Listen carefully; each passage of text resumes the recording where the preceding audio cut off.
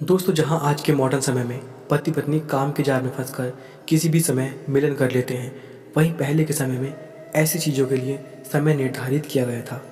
इसके पीछे भी बहुत बड़ा और ख़ास कारण है। दरअसल अगर कोई अपनी इंद्रियों पर कंट्रोल ना करके किसी भी समय मिलन करता है तो इसका बहुत खतरनाक खामियाजा भुगतना पड़ता है।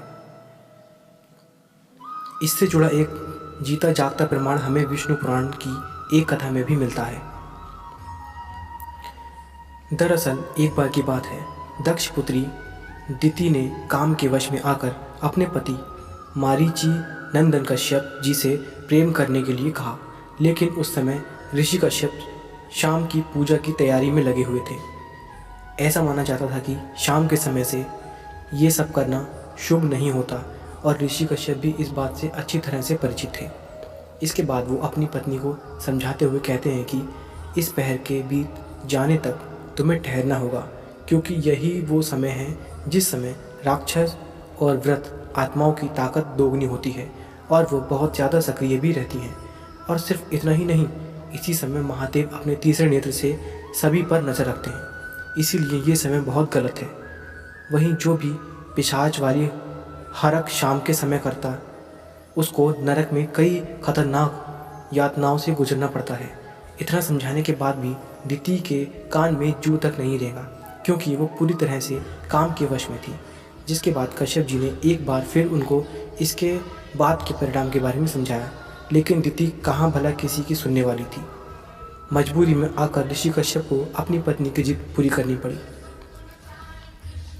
लेकिन फिर जब दिति एकांत में बैठी और उन्होंने अपनी जिद और कार्य के बारे में सोचा तो वह बहुत लज्जित हो गई। वो अपने इस पाप के लिए पश्चाताप करना चाहती थी, इसीलिए वो अपने पति के सामने आंखों में शर्म लेकर सिर झुकाकर खड़ी हो गई। उन्होंने कहा कि मुझसे बहुत बड़ा पाप हो गया है, मैंने भूतों के स्वामी भोलेनाथ का अपमान किया है। मुझे ऐसा हर दिन नहीं करना चाहिए था। मैं उनसे माफ़ी मांगती हूँ, बस वो मेरे इस गर्व को नष्ट ना करें। तभी ऋषि कश्यप कहते हैं कि जब मैंने तुमको समझाने की कोशिश की थी तब तुमने मेरी एक न सुनी। अब इसके परिणाम के तौर पर तुम्हारे गर्भ से 2 ऐसे पुत्र जन्म लेंगे जो बहुत अधर्मी होंगे। वो दोनों ही बालक अपने आतंक से सभी का जीवन दूभर कर देंगे और तब स्वयं ही हरि को अवतार लेना पड़ेगा। इसके साथ ही उन्होंने ये कहा कि 3 पुत्र 2 दैत्य होंगे, पर तुम्हारा एक पुत्र श्री हरि का सबसे बड़ा भक्त बनेगा। अपने पति के मुंह से ऐसी बातें सुनकर उसे आशंका होने लगी कि कहीं देवताओं के कष्ट का कारण जाने अनजाने कहीं उनके पुत्र ना बन जाए।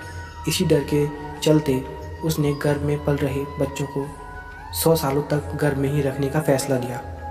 लेकिन उसके बावजूद उसके गर्भ में पल रहे इन दोनों संतानों का प्रभाव सभी दिशाओं में दिखने लगा, जिसे देखकर सभी देवता घबरा गए और ब्रह्मा जी के पास पहुँचे और उनसे इस समस्या के इलाज के लिए प्रार्थना करने लगे। तभी देवताओं की इस बात को सुनकर ब्रह्मा जी ने सभी को बताया कि एक बार श्री विष्णु के पार्षदों जय और विजय ने अनजाने में आकर मुनियों को बैकुंठ धाम के अंदर जाने से रोक दिया, जिससे क्रोधित होकर उन्होंने दोनों पार्षदों को श्राप दिया कि वो दोनों ही अपने पद का त्याग कर पाप से भरी योनि में जन्म लेंगे। इसके साथ ही ब्रह्मा जी ने ये भी बताया कि इस समय दिति के गर्भ में पल रहे बच्चे वही दोनों दैत्य हैं। बस फिर क्या होना था, भयानक अंधकार के बाद दिति ने 2 जुड़वा पुत्र को जन्म दिया, जिसमें से एक हिरण्यकश्यप और दूसरा हिरण्याक्ष था। दोस्तों, सिर्फ यही नहीं, जन्म लेते ही दोनों एक बड़े से पहाड़ की तरफ विशाल हो गए, जिसके बाद दोनों ही आदि दैत्य के नाम से जाने लगे। सिर्फ यही दोनों नहीं, बल्कि उस रात दिति ने एक कन्या को भी जन्म दिया, संहिता। तो दोस्तों, इसीलिए कहा जाता है कि हर काम का एक उचित समय होता है। अगर हम इस बात को गंभीरता से नहीं लेंगे तो जैसा दिति के साथ हुआ वैसा किसी के साथ भी हो सकता है।